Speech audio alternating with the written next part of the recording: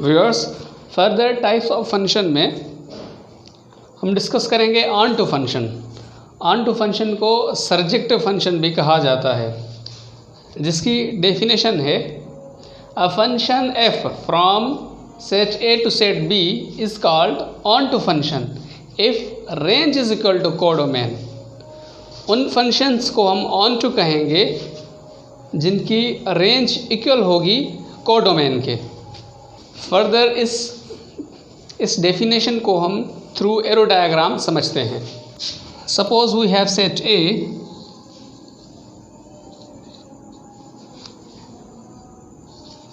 जिसके एलिमेंट्स हैं D E F, और दूसरा सेट है बी जिसके एलिमेंट्स हैं 2 3 4। मैपिंग ए टू बी है D map with 3, E map with 2, F map with 4। जल्दी से हम इस पे फंक्शन की दोनों कंडीशंस चेक कर लेते हैं, देन हम ऑन टू समझते हैं।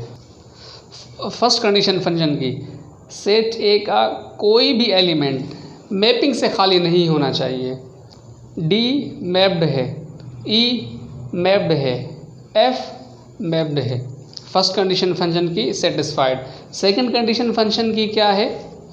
सेट ए का हर एलिमेंट सेट बी के यूनिक एलिमेंट के साथ मैप होना चाहिए। डी मैप्ड है 3 से, ई मैप्ड है 2 से, यूनिक एलिमेंट्स के साथ मैपिंग है। एफ मैप्ड है 4 से। सेकंड कंडीशन भी सेटिस्फाइड। अब हम ऑन टू की तरफ चलते हैं। So simple. ऑन टू में हमें जस्ट ये चीज़ देखनी है, अगर रेंज इक्वल है कोडोमेन के तो फंक्शन ऑन टू है। अगर रेंज सबसेट है कोडोमेन का तो फंक्शन इन टू है। सेकंड सेट बी को हम कोडोमेन कहेंगे।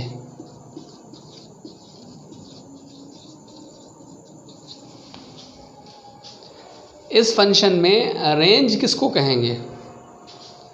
वो सारे एलिमेंट्स सेट बी के जिन्होंने मैप किया है सेट ए के एलिमेंट्स के साथ, उन सारे एलिमेंट्स को हम रेंज कहेंगे।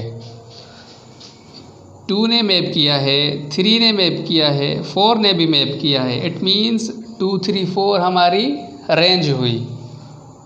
सो 2 3 4 इज रेंज। हम रेंज के एलिमेंट्स लिख लेते हैं 2 3 4।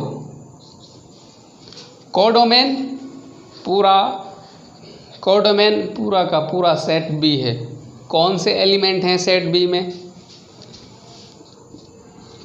2 3 4। These are the element of codomain और सेट बी। अगर आप देखेंगे रेंज और कोडोमेन दोनों आपस में इक्वल हैं, दोनों के एलिमेंट्स सेम हैं। तो जब रेंज इक्वल हो कोडोमेन के तब हम उस फंक्शन को ऑन टू फंक्शन कहेंगे, या उस फंक्शन को हम सर्जेक्टिव फंक्शन कहेंगे। This is about the onto function. Types viewers, types of function में फर्दर हम डिस्कस कर रहे हैं इनटू फंक्शन, जिसकी डेफिनेशन हमने लिखी है a function F from A to B is called into function if range is subset of codomain. इस सिंबल को हम सबसेट पढ़ते हैं। जब रेंज सबसेट होगी कोडोमेन की, उस फंक्शन को हम इनटू फंक्शन कहेंगे। एरो डायग्राम के थ्रू हम समझते हैं। सपोज सेट ए है जिसके एलिमेंट्स हैं डी एफ जी आई, और दूसरा सेट है बी जिसके एलिमेंट्स हैं 1 2 3 4 5। दूसरा सेट भी है जिसके एलिमेंट्स हैं 1 2 3 4 5। मैपिंग इनकी है ए टू बी, D मैप कर रहा है 3 के साथ, F मैप कर रहा है 2 के साथ, G मैप कर रहा है 4 के साथ एंड I मैप कर रहा है 5 के साथ। फंक्शन की यहाँ पे दोनों कंडीशन सेटिस्फाई हो रही हैं। पहली, कोई भी एलिमेंट सेट ए का मैपिंग से खाली नहीं है। दूसरी, सेट ए के हर एलिमेंट के पास यूनिक मैपिंग है, एक ही एलिमेंट के साथ मैप्ड है। इनटू फंक्शन के लिए हम जस्ट सिंपली देखेंगे कि जब रेंज सबसेट हो कोडोमेन के, हम फंक्शन को इनटू कहेंगे जब रेंज सबसेट हो कोडोमेन के। यहाँ पे कोडोमेन क्या है? ये जो सेकंड नंबर पे सेट बी है ये कोडोमेन है। इस फंक्शन में रेंज कौन सी है? वो सारे एलिमेंट्स सेट बी के जिनकी प्री इमेज सेट ए में है उसको हम कहेंगे रेंज।